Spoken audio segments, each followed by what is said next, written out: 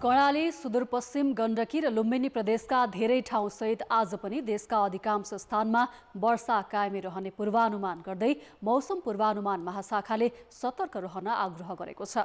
कान्तिपुर समाचारमा आज आफ्नै पार्टीबाट सामान्य प्रशासन मन्त्री बनाइएका अमनलाल मोदीलाई फिर्ता बोलाएर प्रधानमन्त्री दाहालले मन्त्री परिषद हेरफेर गर्दै सुन तस्करी प्रकरणमा मुछिएका महरालाई माओवादीले गर्ला कारबाही, संसदमा अवरोध गर्न थालेको 20 दिन भइसक्दा पनि गतिरोध अन्त्यका लागि एमाले देखिएन तयार।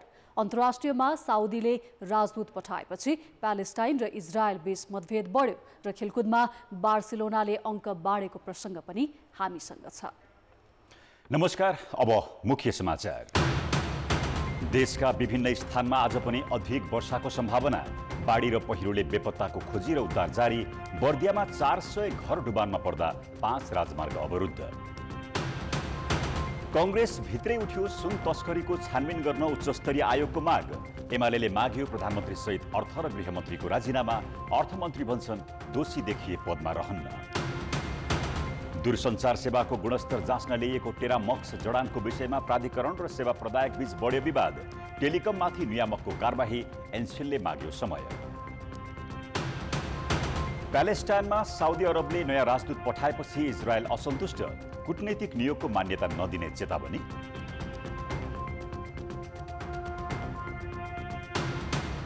र ला लिगाको आफ्नो पहिलो खेलमै साबिक विजेता बार्सिलोना गेटाफेसँग अङ्क बाँड्न बाध्य।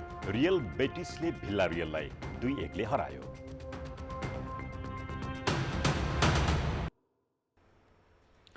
दुई दिनदेखि देशैभर परेको वर्षा आज साँझसम्मै जारी रहने जल तथा मौसम विज्ञान विभागले जनाएको छ। देशका अधिकांश स्थानमा आज पनि हल्कादेखि भारी वर्षा हुने विभागको मौसम पूर्वानुमान महाशाखाले जनाएको छ।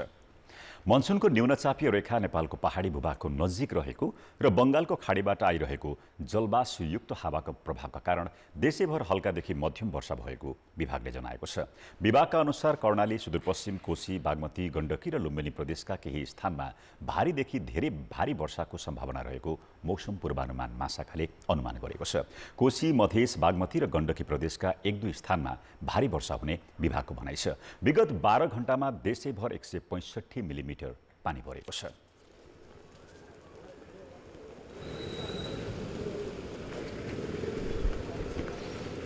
जति पनि जलवाष्प सबै नेपालतिर केन्द्रित छ अथवा इन्डियाको उत्तर प्रदेश, बिहार लगायत हाम्रो नेपालको भूभागतिर चाहिँ केन्द्रीकृत भएको कारणले गर्दाखेरि यो लगातार झरी जस्तो छ। त्यसमा आज र भोलि त्यति चाहिँ घाम लाग्ने देखिएको छैन। त्यस भएको हुनाले अब भोलि बेलुका पर्सिबाट चाहिँ क्रमशः मनसुनमा चाहिँ केही सुधार हुन्छ। महाशाखाले तटीय क्षेत्रमा उच्च सतर्कता अपनाउन आग्रह गरेको छ। उता राष्ट्रिय विपद जोखिम न्यूनीकरण तथा व्यवस्थापन प्राधिकरणले पछिल्लो एक सातामा मात्रै मौसमजन्य प्राकृतिक विपदमा 78 घटनामा 9 जनाको मृत्यु भएको जनाएको छ।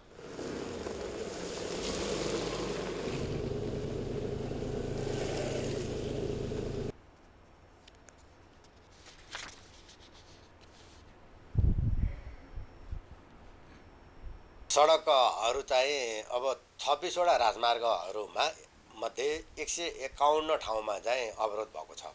सडकको मात्रै धेरै जसो चाहिँ यो एकदम कन्सन्ट्रेटेड रेन के एक ठाउँमा केन्द्रित भएर चाहिँ बढी वर्षा हुँदाखेरि चाहिँ साना जलविद्युत आयोजनाहरू जो चाहिँ स्थानीय स्तरमा उत्पादन गरेर हाम्रो चाहिँ स्थानीय आवश्यकता पूर्ति गरिरहेको थियो ती आयोजनाहरूमा चाहिँ बढी क्षति भएको देखिएको छ। सडक विभागका अनुसार वर्षा र पहिरोका कारण 5 वटा सडक अवरुद्ध भएका छन् भने 41 वटामा एकतर्फी यातायात सञ्चालन भइरहेको छ। अहिले तमोर करिडोर, तानसेन रिडी कोरोला सडक, डुम्रे बेसीसर चामे सडक, मदन भण्डारी राजमार्ग र बालाजु त्रिशुली धुन्चे स्याप्रुबेसी सडक अवरुद्ध बनेका छन्। बझाङ, बाजुरा, कास्की, उदयपुर, सिन्धुपाल्चोक सहित तराईका 26 जिल्ला बाढीको उच्च जोखिममा परेका छन्। त्यस्तै झापा, मोरङ र सुनसरीका पहाडी भेग तथा दैलेख, रुकुम, रोल्पा, प्युठान, धादिङ, नुवाकोट लगायत 21 जिल्ला पहिरोको जोखिममा रहेको विपद व्यवस्थापन प्राधिकरणले जनाएको छ। लगातारको वर्षाले देशका विभिन्न भागमा जनधनको क्षति भएको छ। बबई नदीले बगाउँदा बेपत्ता भएका 3 जना अझै फेला परेका छैनन्। बर्दियामा 400 भन्दा बढी घर डुबानमा परेका छन्। बबईमा दाउरा सङ्कलन गर्ने क्रममा हिजो 3 जनालाई नदीले बगाएको थियो। अविरल वर्षाले 12 बर्दियाको औरी, भगतपुर र दुधा गाउँका 43 घर, बाँसगढी नगरपालिकामा 180 घर डुबानमा परेका छन्।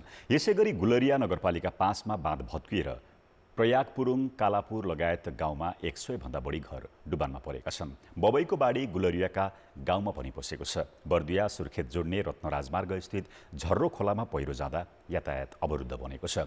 यता लगातारको वर्षाका कारण नुवाकोटको त्रिशुली, तादी, लिखु, फलाखु, गोर्खु र सामरी लगायतका नदी र खोलामा 2.5 दशक यताकै ठूलो बाढी आएको स्थानीय बासिन्दाले बताएका छन्। पूर्वको कोशी नदीमा पानीको बहाव आज बिहान 4,52,700 क्युसेक प्रति सेकेन्ड मापन गरिएको छ।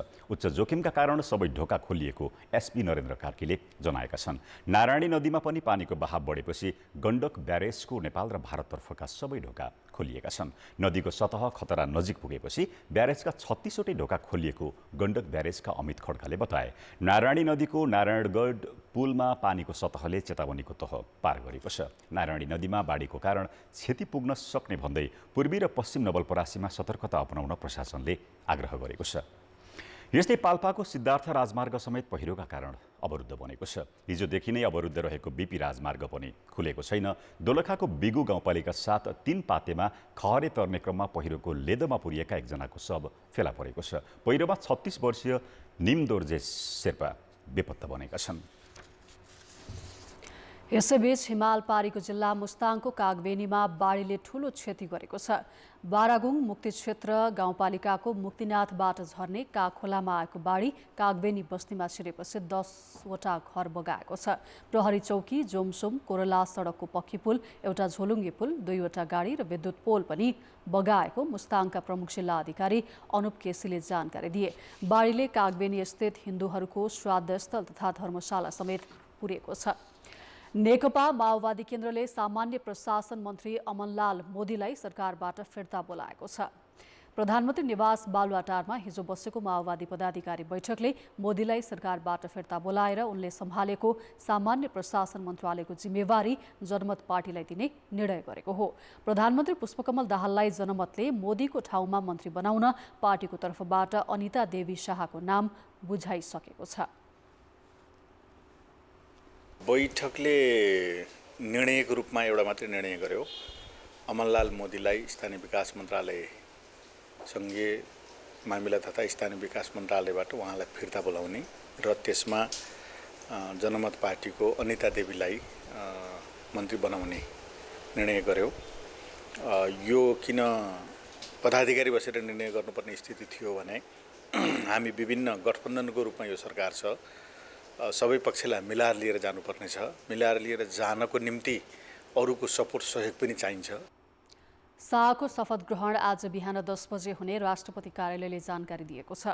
दाहाल नेतृत्वको सरकारबाट चैत 17 गते बाहिरिए पनि समर्थन भने फिर्ता लिएको थिएन। जनमतबाट मन्त्रीका लागि सिफारिस भएकी शाह प्रतिनिधि सभाका समानुपातिक सांसद हुन्। सामान्य प्रशासन मन्त्रीबाट फिर्ता बोलाइएका माओवादी केन्द्रका सांसद मोदी माघ 3 गते मन्त्री नियुक्त भएका थिए। उनी मोरङचारबाट प्रत्यक्ष निर्वाचित पार्टीका सांसद हुन्। दाहालको झण्डै 8 महिनाको प्रधानमन्त्रीको कार्यकालमा मन्त्री परिषद फेरबदल हुन लागेको यो 12औं पटक हो। प्रमुख प्रतिपक्षी दल नेकपा एमाले सुन तस्करी प्रकरणको छानबिनका लागि उच्चस्तरीय समिति गठनको माग गर्दै सदन अवरुद्ध गरिरहेका बेला सत्ता गठबन्धनको प्रमुख दल नेपाली काङ्ग्रेसमा पनि उच्चस्तरीय छानबिन समिति बनाउनुपर्ने आवाज उठेको छ। हिजो बसेको काङ्ग्रेस संसदीय दलको बैठकमा सांसदहरूले सरकारले अनुसन्धानमा सक्रियता नदेखाएको भन्दै उच्चस्तरीय समिति गठन गर्नुपर्ने माग राखेका हुन्। सांसद शेखर कोइरालाले 100 क्विन्टल सुन प्रकरणको छानबिनका लागि उच्चस्तरीय छानबिन समिति बनाउनुपर्ने माग गरे। त्यस्तै सांसद प्रदीप पौडेलले सुन प्रकरण सहित हालसम्म भएका अनियमितताका सबै काण्डको छानबिनका लागि उच्चस्तरीय समिति बनाउन पार्टीले प्रधानमन्त्रीलाई आग्रह गर्नुपर्ने धारणा राखे। प्रधानमन्त्रीले काङ्ग्रेसको सुझाव नमाने सरकारलाई दिएको समर्थन नै फिर्ता लिनुपर्ने उनको भनाइ छ। आजसम्मका जति पनि चर्चित घटनाहरू छन् ती सबै घटनाहरूको छानबिन गर्नका निम्ति उच्च स्तरीय संयन्त्र बनाउने निर्णय गर्नुपर्छ। यदि त्यो निर्णय हामीले गरिसकेपछि सरकारले मानेन, प्रधानमन्त्रीले मान्नु भएन भने यो सरकारप्रतिको समर्थन हामीले फिर्ता लिनुपर्छ। त्यस्तै सहमहामन्त्री समेत रहेका सांसद किशोर सिंह राठौरले नक्कली भुटानी शरणार्थी प्रकरणमा एमाले उपाध्यक्ष रामबहादुर थापा र सुन प्रकरणमा माओवादी केन्द्रका उपाध्यक्ष कृष्णबहादुर महरालाई उन्मुक्ति दिएको भन्दै सरकारको आलोचना गरे। अर्का सांसद सञ्जय गौतमले भने यो सरकार काङ्ग्रेसको हो कि होइन भनेर प्रश्न गरेका थिए। हामीले हाम्रो काङ्ग्रेसको मान्छे समातेर लग्यो भनेर विरोध गरेको होइन। अपराध गरेको छ भने कानुन विपरीत काम गरेको भए लान खुसीले लगे हुन्छ, त्यो हामीलाई अप्ठ्यारो छैन। तर एक थरीलाई लगेको लग्यो भने अरू थरीलाई उन्मुक्त देखेको गर्ने हामी गठबन्धनमा बसिराख्ने, हामी टुलटुलेर बस्न सक्दैन। त्यो कारणले धेरै सांसदहरूले यो कुरा उठाएको, हामीले पनि उठाएको। बैठकमा बोल्ने अधिकांश सांसदले सरकारले प्रतिशोध राखेर सांसद सुनिल शर्मालाई पक्राउ गरेको भन्दै सरकारसँग जवाफ माग्नुपर्ने धारणा राखे। सांसद वीरबहादुर बलायर लगायतले पनि शर्माले जथाभावी बोलेको भन्दै उनको आलोचना गरेका थिए। गृहमन्त्रीज्यू अलिकता पपुलरिजममा जान खोजेको हो कि त्यसै गरी पुलिस पनि अलिकता मिडियाबाजीमा जान खोजेको हो कि भन्ने कुराका लागि केही कुराहरू राख्यो। त्यो सँगसँगै पर्यटन मन्त्रीले लार्क्याल लामालाई गरेको नियुक्तिप्रति घोर आपत्तिजनक सबै डाक्टर शेखर कोइराला म लगायत धेरै साथीहरूले राखेका छौँ। बैठकमा अर्थमन्त्री प्रकाश शरण महतले सुन काण्डमा आफ्नो संलग्नता नरहेको र पुष्टि भए कारबाही भोग्न तयार रहेको बताए। बैठकमा लम्पी स्किन महामारीबाट प्रभावित किसान र बाढी पहिरोबाट प्रभावितलाई राहत र उद्धारका लागि सरकारको ध्यानाकर्षण गराउन पनि सांसदहरूले माग गरेका थिए। विभिन्न कुराहरू उठेका छन्, यो सबै कुराहरूलाई समेटेर हामी भोलि निर्णय गर्छौँ। बैठकमा 50 सांसदले धारणा राखिसकेका छन्। बैठक आज सकिनेछ। नेकपा एमालेका अध्यक्ष केपी शर्मा ओलीले सुन तस्करी प्रकरणमा प्रधानमन्त्रीसहित गृह र अर्थमन्त्रीको राजीनामा मागेका छन्। उनले सुन तस्करीबारे उच्चस्तरीय छानबिन आयोग नबनेसम्म संसद चल्न नदिने अडान दोहोर्याएका छन्। पार्टी मुख्यालयमा आयोजित हिजो पत्रकार सम्मेलनमा अध्यक्ष ओलीले सरकारको संलग्नता बिना सुन तस्करी हुन नसक्ने दावी गरेका हुन्। प्रधानमन्त्री भ्रष्टाचारको चाङमाथि उभिनुभन्दा राजीनामा गर्नु राम्रो हुने उल्लेख गर्दै ओलीले गृहमन्त्री र अर्थमन्त्रीले राजीनामा नगरी बसेकोमा आपत्ति जनाएका हुन्। प्रधानमन्त्री पनि यति अयोग्य, यति नालायक, यति भ्रष्ट सरकारको यस्तो भ्रष्टताको चाङमाथि उभिएर म नेतृत्व गर्छु भन्न अप्ठ्यारो हुनुपर्ने, उहाँले आफै राजीनामा गर्नुपर्ने हो। गृहमन्त्री अर्थमन्त्रीहरूले त राजीनामा नगरेर कसरी बस्न सकेको? सरकारी कर्मचारी निर्देशित हुने भएकाले निष्पक्ष छानबिन नहुने भन्दै उनले सुन तस्करीको छानबिनका लागि पूर्व न्यायाधीशको नेतृत्वमा उच्चस्तरीय समिति बनाउनु पर्ने दोहोर्याएका छन्। न्यायिक छानबिन भनेका छौँ, बहालवाला या पूर्व न्यायाधीशको कसैको नेतृत्वमा स्वतन्त्र निष्पक्ष छानबिन। अब एसपीको नेतृत्वमा गरेपछि, एसएसपीले निर्देशन दिएपछि ती सिद्धिको नि कुरो हो। एसपीको नेतृत्वमा तपाईँ छानबिन गराउनुहुन्छ, एसएसपीले यो यहाँ पुगेपछि यसो नगर्नु भनेपछि त पालन गर्नुपर्छ आदेश। यति गम्भीर अवस्थामा देश पुगेको छ, अर्थतन्त्र यस्तो अवस्थामा पुगेको छ, कस्तो गोल्डेन टच भयो क्या यो त। गोल्डेन टच जे छोयो सुन। सत्तारूढ दलकै सांसदहरूको अवरोधका कारण संसद अवरुद्ध भएकाले प्रतिपक्षले आफ्ना कुरा राख्न नपाएको ओलीको दाबी छ। पत्रकार सम्मेलनमा ओलीले अधिकांश समय काङ्ग्रेस सांसद सुनिल शर्माको बचाउमा बोलेका थिए। पूर्व राष्ट्रपति विद्यादेवी भण्डारी एमालेमा फर्किने चर्चालाई ओलीले पार्टीमा समस्या ल्याउने प्रयास गरिएको टिप्पणी गरेका छन्। अब जनताको आवाज हामीले आज 7 प्रदेशमा सोधेका छौँ। संसदमा बारम्बार भइरहने अवरोध अन्त्य गर्न के गर्नु पर्ला?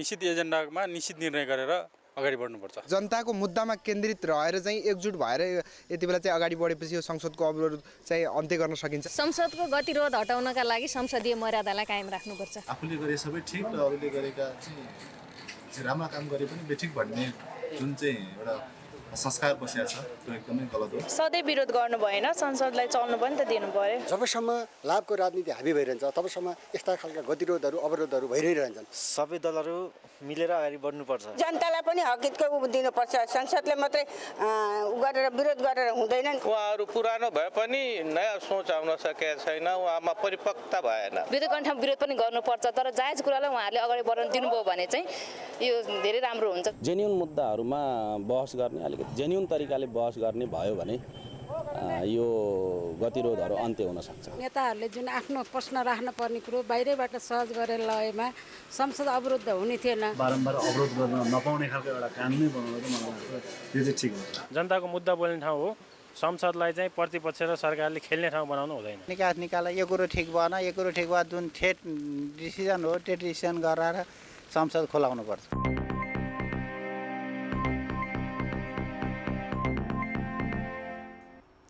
समाचार अझै बाँकी छन्। सरकारले महिलाहरूमा हुने पाठेघरको मुख्य क्यान्सर विरुद्धको खोप ल्याएको 1.5 महिना हुन लाग्दा पनि वितरणको योजना बनाउन सकेको छैन। 9 करोड रुपियाँमा चीनबाट खरिद गरी ल्याइएको खोप कुन जिल्लाबाट लगाउन सुरु गर्ने भन्ने बारे टुङ्गो लाग्न नसकेको हो। सरकारले पाठेघरको मुखको क्यान्सरबाट जोगाउने HPV खोपको 20,000 फाइल असार 19 गते नेपाल ल्याएको थियो।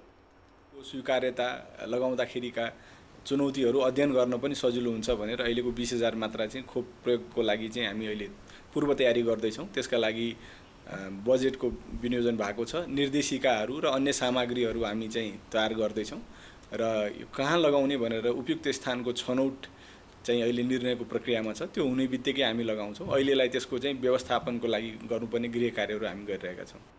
सरकारले 9 देखि 15 वर्ष मुनिका किशोरीलाई खोप दिने बताएको छ। एकजनालाई 2 मात्रा दिने भनिएको यो खोपले पाठेघरको मुखको क्यान्सर जोखिम घटाउने भए पनि सरकारले खोप थन्क्याएर राखेको छ। नेपालमा पाठेघरको मुखको क्यान्सर महिलामा प्रमुख समस्याको रूपमा देखिने गरेको छ। दूरसञ्चार प्राधिकरणले टेरामक्स जडान नगरेको भन्दै नेपाल टेलिकम र एनसेललाई कारबाही गरेको छ। प्राधिकरणले दुवै दूरसञ्चार कम्पनीको सहजीकरण रोक्ने निर्णय भएको जनाएको छ। प्राधिकरणले सेवा प्रदायकमाथि कारबाही सुरु गरेपछि सेवाको गुणस्तर जाँच्नका लागि ल्याइएको प्रविधि टेरामक्स जडान झन पेचिलो हुने भएको छ। नेपाल टेलिकम र एनसेल जस्ता कम्पनीको सेवाको गुणस्तर र शुल्क लगायत विषय जाँच्न मिल्ने उद्देश्यले ल्याइएको टेरामक्स प्रविधि जडान नभएपछि दूरसञ्चार प्राधिकरण कारबाहीमा उत्रिएको हो। Telecommunication traffic monitoring and fraud control सिस्टमलाई छोटकरीमा टेरामक्स भनिन्छ। साउन 8 गते प्राधिकरणले एनटिसी र एनसेललाई चिठी पठाउँदै 7 दिनभित्र प्रविधि जडान गर्न निर्देशन दिएको थियो। एनटिसी र एनसेल दुवैले टेरामक्स जडान गर्न अस्वीकार गरेका हुन्। एनसेलले ठाडै अस्वीकार नगरेर प्रविधि जडानको सम्भाव्यता अध्ययनका लागि साउन 12 गते पत्राचार गरेर 15 दिनको समय माग्यो। एनसेलले अध्ययनका लागि मागेको समय गुज्रिदासम्म कुनै पत्राचार नगरेकाले कारबाही स्वरूप सहजीकरण रोकिने प्राधिकरणले जनाएको छ। कुनै इक्विपमेन्ट ल्याउनु पर्यो, प्राधिकरणको सिफारिस चाहियो, त्यो सिफारिस प्राधिकरणबाट हुँदैन है। ब्यान्डविथ छ, बाहिरबाट ल्याउनु पर्ने ब्यान्डविथ छ, मान्छे ब्यान्डविथको सिफारिस प्राधिकरणबाट चाहियो, त्यो हुँदैन हैन। डलर पठाउनु पर्यो भनेपछि प्राधिकरणबाट सिफारिस गर्नुपर्छ, त्यो चाहिँ सिफारिस हुँदैन भनेपछि यी फ्यासिलिटेसन्सहरू सबै रोकिन्छ। दूरसञ्चार सेवाको नियामक निकाय प्राधिकरण र दूरसञ्चार सेवा दिने कम्पनीहरूबीच टेरामक्सको उद्देश्य र कामबारे बुझाइमै भिन्नता छ। प्राधिकरणले दूरसञ्चार कम्पनीहरूको राजस्व घट्नु शङ्कास्पद भएकाले के कारणले राजस्व घटेको हो त्यो पत्ता लगाउन चाहेको बताएको छ। त्यसैगरी सेवाको गुणस्तरको परीक्षण गर्ने र कल बाइपास गर्ने गिरोह पत्ता लगाउन टेरामक्स जडान आवश्यक रहेको जिकिर प्राधिकरणको छ। प्राधिकरणले नेपाल प्रहरीको केन्द्रीय अनुसन्धान ब्युरोको हवाला दिँदै कल बाइपासले 2068 देखि 76 सम्म 21 अर्ब राजस्व गुमेको बताएको छ। प्राधिकरणले टेरामक्सले कसैको गोपनीयता हनन हुने आशंका चिर्न थर्ड पार्टी अडिट गर्न सकिने भन्दै लचकता देखाएको छ। टेरामक्स प्रविधिले ग्राहकको गोपनीयता सुनिश्चित गर्न डाटालाई इन्क्रिप्ट गरेर मात्र पहुँच दिन भनेको छ। इन्क्रिप्टेड डाटाले गोपनीयतामा कुनै असर नपर्ने प्राधिकरणको दाबी छ। व्यक्तिको परिचय खुल्ने कुनै पनि जानकारी जस्तै नाम, नम्बर, लोकेसन आफूहरूले नमागेको प्राधिकरणले जनाएको छ। ग्राहकको कुराकानी सुन्ने र एसएमएस पढ्ने प्रविधि टेरामक्समा नरहेको प्राधिकरणको दाबी छ। ट्यापिङ गर्ने एनटिओको इच्छै होइन नि, एन्टी ट्यापिङ गर्ने निकाय हो र रेगुलेटर हो हामी त मोनिटरिङ गर्छौँ, सरकारको राजस्व यकिन गर्छौँ, उपभोक्तालाई दिएको चार्ज गरेको पैसा ठिक छ कि छैन, क्वालिटी ठिक छ कि छैन। आजकल क्वालिटी ठिक छैन भन्ने कुरा मौखिक भनिदिएर भएन, मसिनले नै प्रमाणित गरेपछि हामी पेनलाइज गर्न सक्छौँ सेवा प्रदायकलाई। यो प्रयोजनको लागि ल्याएको हो, यसलाई अन्यथा एक्जागरेट गरियो। नो, ट्यापिङ गर्दैन यसले। नेपाल टेलिकमले प्राधिकरणले टेरामक्स जडानको कार्यविधि बनाए जडान गर्न सहज हुने बताएको छ। तर प्रविधि जडानको विषय ग्राहकको गोपनीयतासँग समेत जोडिएको भन्दै एनटिसीले प्राधिकरणको निर्देशन अस्वीकार गरेको हो। एनसेलले टेरामक्स प्रविधिबारे स्पष्ट नभएसम्म जडान नगर्ने बताएको छ। दूरसञ्चार प्राधिकरणले टेरामक्स प्रविधि जडानका लागि दूरसञ्चार ऐनलाई टेकेर कार्यविधि बनाउन गृह कार्य थालेको छ। राष्ट्रिय अन्तर्राष्ट्रिय कलहरूको कारोबार रकम, आएको तथ्याङ्क र डाटा सर्भिसको जानकारी बाहिरिएमा व्यापारिक रणनीतिमै असर पर्ने सेवा प्रदायकको बुझाइ छ। कार्यविधि आइदियो भने त्यसमा के चिज मास्किङ गर्ने, कसको जिम्मा के, कहिले कहिले प्रोभाइड गर्नुपर्ने, कुन ठाउँबाट प्रोभाइड गर्नुपर्ने, त्यस्तो चिजहरू चाहिँ आइदियो भने जुन चाहिँ उहाँहरूले अनुगमन गर्नलाई पनि एउटा कार्यविधि चाहिँ उहाँहरूको छ। त्यस्तै हिसाबले एउटा कार्यविधि भइदियो भने त्यो हामीले त कहिले पनि नै भनेकै छैनौँ। हामीले अलिकति अप्ठ्यारो यो चिजमा छ, यो अप्ठ्यारोलाई सल्टाएर जाउँ भन्ने मात्रै हो। अहिले नियमनकारी निकायसँग कुनै प्रविधि नभएकाले टेलिकम कम्पनीले दिएको तथ्याङ्क पत्याउनु बाहेक कुनै विकल्प छैन। दूरसञ्चार सेवाको गुणस्तरबारे ग्राहकहरूका गुनासाको समेत सम्बोधन गर्न सक्ने प्रविधिको अभाव रहेको दूरसञ्चार क्षेत्रका जानकारहरूको टिप्पणी छ। सञ्चार तथा सूचना प्रविधि मन्त्रालयले तयार पारेको दूरसञ्चार विधेयकको मस्यौदामा सरकारले चाहेमा जुनसुकै व्यक्तिको कल रेकर्ड गर्न सक्ने प्रावधान राखिएको छ। कान्तिपुर समाचारका लागि क्यामेरामा पशुपति बुढाथोकीका साथ जितेन्द्र झा, काठमाडौँ। प्रहरीको केन्द्रीय अनुसन्धान ब्युरो सिआइबीले नेपाली काङ्ग्रेसका सांसद सुनिल शर्मा विरुद्ध कीर्तिमा मुद्दा अगाडि बढाउने तयारी गरेको छ। शर्माको प्रमाणपत्र तहको प्रमाणपत्र नक्कली भएको राष्ट्रिय परीक्षा बोर्डले पुष्टि गरेपछि सिआइबीले कीर्तिमा मुद्दा लैजाने भएको हो। बोर्ड स्रोतबाट प्राप्त तथ्य अनुसार शर्माले 1996मा आइएससी पास गरेको भन्दै त्यसैका आधारमा चीनमा एमबीबीएस अध्ययन गरेका थिए। तर भारतको पटनास्थित उच्च शिक्षा बोर्डले नेपालको राष्ट्रिय परीक्षा बोर्डलाई दिएको प्रमाणीकरणमा शर्माले आइएससी अध्ययन नगरेको देखिएको हो। नेपाल र भारतका दुवै परीक्षा बोर्डले शर्माको शैक्षिक प्रमाणपत्र सम्बन्धी कुनै तथ्य नरहेको प्रमाणित गरिदिएकाले 7 वर्षसम्म कैद सजायको मागदाबीसहित मुद्दा जाने सिआइबीले जनाएको छ। यसअघि 2072 सालमा पनि शर्माको शैक्षिक प्रमाणपत्रलाई लिएर मेडिकल काउन्सिलले नै आशंका गरेर अनुसन्धानका लागि अनुरोध गरेको थियो।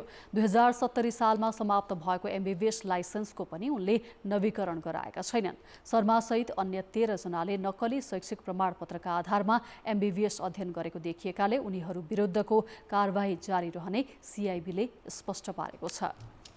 उहाँले इन्डिया बिहारबाट चाहिँ आइएससी गरेको भन्ने एउटा प्रमाणपत्र रहेछ, त्यसलाई उजुरी आयो। उजुरी आएपछि छानबिनको क्रममा जाँदाखेरि हाम्रो राष्ट्रिय परीक्षा बोर्डले इन्डियाको त्यो बोर्डलाई, इन्डिया भारतको बिहारको बोर्डलाई सोद्धाखेरि उहाँको सर्टिफिकेट चाहिँ उहाँको रेकर्डमा देखिएन, नट भेरिफाइड भनेर देखायो।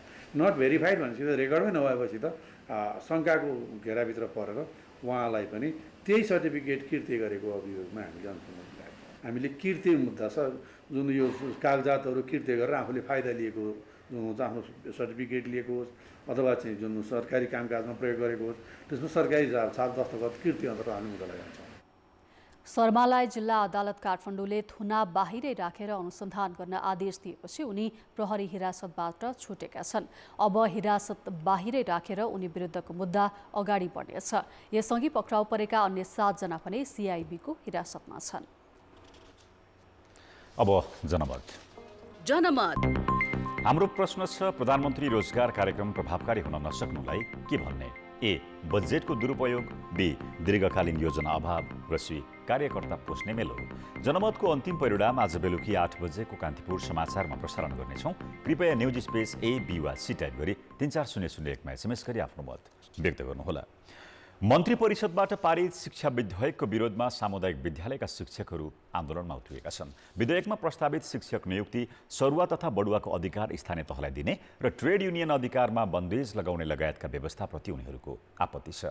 स्थानीय तहले भने आन्दोलनको नाममा पठन पाठन प्रभावित नपार्न शिक्षकहरूलाई चेतावनी दिएका छन्। सामुदायिक विद्यालयमा अस्थायी राहत करार इसिडी लगायतका 3,25,000 शिक्षक कार्यरत छन्। पढाउन छाडेर राजनीति गर्ने गरेको आरोप सरकारी शिक्षकहरूलाई लाग्दै आएको छ। मन्त्री परिषदले हालै पारित गरेको सङ्घीय शिक्षा विधेयकले ट्रेड युनियन अधिकारमा समेत बन्देज लगाउने प्रस्ताव गरेपछि शिक्षकहरू आन्दोलनमा उत्रिएका छन्। यसबाहेक नियुक्ति, सरुवा, बरुवा तथा कारबाहीसम्मको अधिकार स्थानीय तहलाई दिने र व्यवस्थापन समितिको अध्यक्ष वडा अध्यक्ष हुने प्रावधानप्रति उनीहरूको आपत्ति छ। विधेयकको विरोधमा शिक्षकहरूले आइतबार देशैभरका स्थानीय तहमा धरना समेत दिए। शिक्षकहरूका ट्रेड युनियन हक अधिकारहरूलाई पनि कुण्ठित पारेको छ र शिक्षकहरूको स्थायी भइसकेपछि पाउने हक अधिकारलाई पनि पेन्सनको बारेमा पनि यो चाहिँ विवादित कुराहरू राखेको छ र त्यस्तै गरी अब लामो समयसम्म शिक्षाको क्षेत्रमा कार्यरत शिक्षकहरू, अस्थायी, करार, राहत, इसिडिया सबै कर्मचारीहरूको जुन किसिमको चाहिने शिक्षक महासङ्घसित सहमति भएको थियो त्यसको विरोधमा चाहिने आएको छ। त्यसकारण यो विरोधलाई सच्याइयोस् भन्नेको लागि यो कार्यक्रम चाहिँ तय गरेको। शिक्षकलाई नियुक्ति दिने, बरुवा गर्ने र बर्खास्त गर्ने सम्मको जुन अधिकार दिएको छ त्यसप्रति हाम्रो धेरै आपत्ति छ।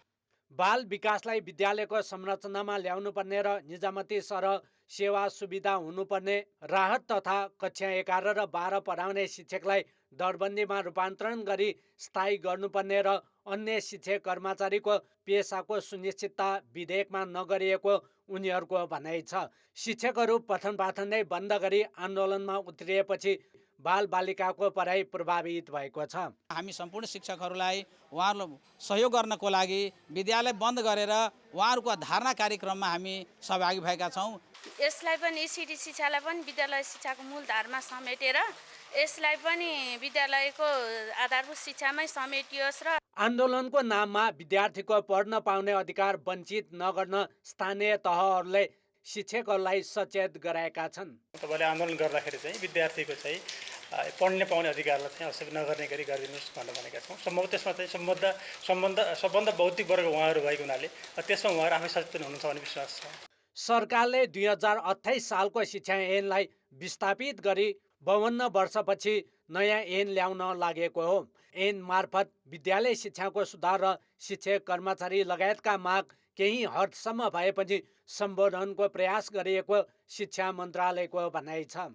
शिक्षकहरूको नियुक्तिको लागि सिफारिस गर्ने काम चाहिँ शिक्षक सेवा आयोगले गर्छ भने त्यो छ होइन। अब त्यो कामलाई शिक्षक सेवा आयोगलाई कसरी प्रभावकारी बनाउने त होइन। अब स्थानीय तहसम्म जाने भइसकेपछि हामीले चाहिँ नि जस्तो भोलि भनौँ न पद रिक्त भएपछि स्थानीय तहले त्यसको चाहिँ नि सिफारिस गर्ला, माग फारम पठाउला, आयोगले सिफारिस गर्नु पर्यो। संविधान जारी भएको 2 वर्षभित्र सङ्घीय शिक्षा ऐन ल्याउनुपर्ने कानुनी व्यवस्था भए पनि सरकारले ढिला गरी विधेयक अगाडि बढाएको हो। संसदमा दर्ता हुन बाँकी रहे पनि चौतर्फी विरोधपछि प्रधानमन्त्री पुष्पकमल दाहालले विधेयकमा आवश्यक संशोधन गर्ने प्रतिबद्धता जनाइसकेका छन्। कान्तिपुर समाचारका लागि रौतहटबाट राजेश्वर पाण्डे र क्यामेरामा राजेन्द्र महर्जनका साथ नारायण किलम्बु, काठमाडौँ। हामीसँग समाचार बाँकी नै छन्। अर्थ र विकास। सरकारी निकाय खाद्य व्यवस्था तथा व्यापार कम्पनी लिमिटेडको मुख्य दायित्व नागरिकलाई सहज र सुपथ मूल्यमा खाद्यान्न उपलब्ध गराउनु हो। किसानले उत्पादन गरेको खाद्यान्न खरिद गरी भण्डारण गर्ने र अभावका बेला दुर्गम जिल्लामा समेत खाद्यान्न उपलब्ध गराउनु यसको जिम्मेवारी हो। कम्पनीसँग आवश्यक पूर्वाधार र पर्याप्त जनशक्ति पनि छ, तर बजारमा यसको उपस्थिति सशक्त हुन सकेको छैन। तत्कालीन नेसनल ट्रेडिङ र खाद्य संस्थानलाई गाभेर सरकारले 2076 सालमा खाद्य व्यवस्था तथा व्यापार कम्पनी लिमिटेड स्थापना गरेको थियो। तर स्थापना भएको 4 वर्षसम्म पनि कम्पनीले बजारमा हस्तक्षेपकारी उपस्थिति देखाउन सकेको छैन। व्यापारीले विभिन्न बहाना बनाउँदै बजारमा कृत्रिम अभाव सिर्जना गर्ने र मूल्य वृद्धि गर्दै आएका छन्। त्यस्तो परिस्थितिको सामना गर्न सरकारी संस्थानसँग पर्याप्त मौजदात हुनुपर्ने र जनताको घर दैलोसम्म पुग्नुपर्ने भए पनि कम्पनीले बजारको 5% पनि हिस्सा ओगट्न सकेको छैन। नेसनल ट्रेडिङको अरबौं सम्पत्ति पाउँदा समेत अपेक्षित प्रगति गर्न नसकेको भन्दै सरकार नै कम्पनीसँग सन्तुष्ट छैन। एउटा व्यवसायीले एउटा व्यापारीले ऋण धन गरेर व्यापार चलाउँछ, उसले हरेक वर्ष प्रगति गर्दै गएको हुन्छ। तर मलाई दुःख पनि लाग्छ, हामी अलरेडी एभाइलेबल सम्पत्तिमा छौँ, त्यो सम्पत्तिमा हामीले परिचालन गरेर हाम्रा ग्राहकहरू पनि प्रशस्तै छन्, तर पनि कम्पनीको अवस्था हामीले सोचे जस्तो छैन। विश्वभर खाद्य सङ्कट देखिए पनि सरकारी कम्पनीले न्यूनतम मौजदातको सीमा समेत पुरा गर्न सकेको छैन। विश्वभर बढ्दै गएको खाद्य सङ्कटको सामना गर्न र संविधानले दिएको नागरिकको खाद्य अधिकार सुनिश्चितका लागि कम्पनीले पर्याप्त मौजदात राख्नुपर्छ। तर कम्पनीसँग अहिले 1,80,000 क्विन्टल मात्रै धान चामलको मौजदात छ। यसले मुस्किलले 1 महिनाको माग धान्न सक्छ। हामीले भनेको अधिराज्यको यो नेपालको सबै कारोबारको उलिने सक्ने अवस्था छैन, किनभने त्यसको लागि खरबौँ रुपियाँ चाहिन्छ स्टक राख्नलाई, होइन। यहाँले बुझ्नुभयो होला, हामीले गर्ने व्यापार भनेको मोस्टली 2%, 3%, 5%सम्म मात्रै हो र त्यसमा पनि हामीले अब बढोत्तरी गरेका छौँ। सहर बजारमा प्रतिस्पर्धी रूपले गुणस्तरयुक्त खाद्य वस्तुहरू जस्तो अर्ग्यानिक वस्तुहरू हामीले दूरदराजबाट ल्याएर जस्तो कागनो, चिनो, फापर, उवा। अहिले खाद्य व्यवस्था तथा व्यापार कम्पनी 78 करोड सञ्चित नोक्सानमा छ भने कम्पनीले सरकारसँग बजार मूल्यभन्दा महँगोमा धान खरिद गरेको र दुर्गममा ढुवानी गरेको गरी 1 अर्ब 48 करोड शोध भर्ना लिन बाँकी छ। प्रतिकूल अवस्थामा निजी क्षेत्रले विभिन्न बहाना बनाएर बजारमा कृत्रिम मूल्य वृद्धि र कालोबजारी गर्न सक्ने भन्दै यस्ता सरकारी संस्थानको स्थापना गरिए पनि खाद्यसँग न पर्याप्त मौजदात छ न उपभोक्तालाई मूल्यमा राहत नै। केही 2-4 वस्तु बाहेक अन्य वस्तुको बजार मूल्य र खाद्य कम्पनीको मूल्यमा कुनै अन्तर छैन। कम्पनीका 7 प्रादेशिक कार्यालय, 5 मुख्य कार्यालय, 25 शाखा, 25 स्थायी डिपो र 61 बिक्री केन्द्र छन्। यी सबै कार्यालयमा कर्मचारी पनि छन्, तर व्यवस्थापन फितलो हुँदा कम्पनीका गोदाम रित्तै हुने र दुर्गमका नागरिकले खाद्यान्न किन्न पनि नपाउने अवस्था हट्न सकेको छैन। कान्तिपुर समाचारका लागि क्यामेरामा श्याम श्रेष्ठका साथ भरत रावल, काठमाडौँ। अब अन्तर्राष्ट्रिय समाचार। साउदी अरबले प्यालेस्टाइनमा नयाँ दूत नियुक्त गरेपछि इजरायलले विरोध गरेको छ। यो नियुक्तिलाई इजरायली सरकारले प्यालेस्टिनी राज्यको लक्ष्य र जेरुसलम सहरलाई राजधानी बनाउन सक्ने दावी गरेको छ। जेरुसलममा भौतिक कूटनीतिक नियोगको स्थापनामा इजरायलको असहमति देखिएको हो। इजरायली परराष्ट्र मन्त्री एली कोहेनले नयाँ साउदी दूतलाई प्यालेस्टिनी प्रतिनिधि मानेका तर औपचारिक र भौतिक रूपमा मिसनको उपस्थिति भने नदिने बताएका छन्। जोर्डनका लागि साउदी अरबका राजदूत नायफ अल साउदीरीले प्यालेस्टाइनका लागि गैर आवश्यक दूतको ओहदाको प्रमाणपत्र पेश गरिसकेका छन्। यो कदमलाई अमेरिकाले आफ्नो मध्यस्थता भन्दै इजरायल र साउदी अरब बीच औपचारिक सम्बन्धमा प्रगति हुने दावी गरेको छ। प्यालेस्टाइनले दौत्य सम्बन्धले साउदी अरबले आफ्ना चासोलाई सुन्ने र समन्वय गर्ने अपेक्षा राखेको छ। इजरायलले जेरुसलमलाई आफ्नो मान्दै प्यालेस्टिनी कूटनीतिलाई त्यही निषेध गरेको छ। समाचार अझै बाँकी छ। खेलकुद समाचार। कान्तिपुर खेल समाचारमा स्वागत छ। नेपाली राष्ट्रिय महिला क्रिकेट टिमले थाइल्यान्डसँग एक अभ्यास खेल खेल्ने भएको छ। मलेसियामा भदौ 14 गते सुरु हुने आइसिसी महिला T20 विश्वकप एसिया छनौट अघि नेपालले थाइल्यान्डसँग अभ्यास खेल खेल्न लागेको हो। भदौ 14 देखि 23 गतेसम्म मलेसियामा 11 देश सम्मिलित एसिया क्षेत्र छनौट हुँदैछ। छनौटको तयारीका लागि नेपालले भदौ 11 गते थाइल्यान्डसँग अभ्यास खेल्न लागेको हो। छनौटमा नेपाल समूह एमा छ भने थाइल्यान्ड समूह बीमा छ। थाइल्यान्ड र नेपालको खेल रोयल सेलान्गर टर्फ मैदानमा आयोजना हुनेछ। थाइल्यान्डसँगको खेलअघि नेपालले 4 देश सम्मिलित सिरिज पनि खेल्नेछ। यो सिरिजमा नेपालले आयोजक मलेसियासँगै कुवेत र हङकङसँग प्रतिस्पर्धा गर्नेछ। थाइल्यान्डसँग पनि खेल्ने भएपछि नेपालले एसिया क्षेत्र छनौट अघि 5 खेल खेल्ने तय भएको छ। सिरिजमा नेपालले आफ्नो पहिलो खेल भदौ 5 गते हङकङसँग खेल्नेछ। यस्तै दोस्रो खेल 6 गते कुवेत र तेस्रो खेलमा 8 गते मलेसियासँग खेल्ने तारिका छ। नेपाली टिम अहिले सामसन जङ थापा र भारतीय देविका पाल्सिखरको प्रशिक्षणमा छ। कान्तिपुर खेल समाचार यति नै। कान्तिपुर समाचार अहिलेलाई सकियो। कान्तिपुर टेलिभिजन हेर्दै गर्नुहोला। नमस्ते।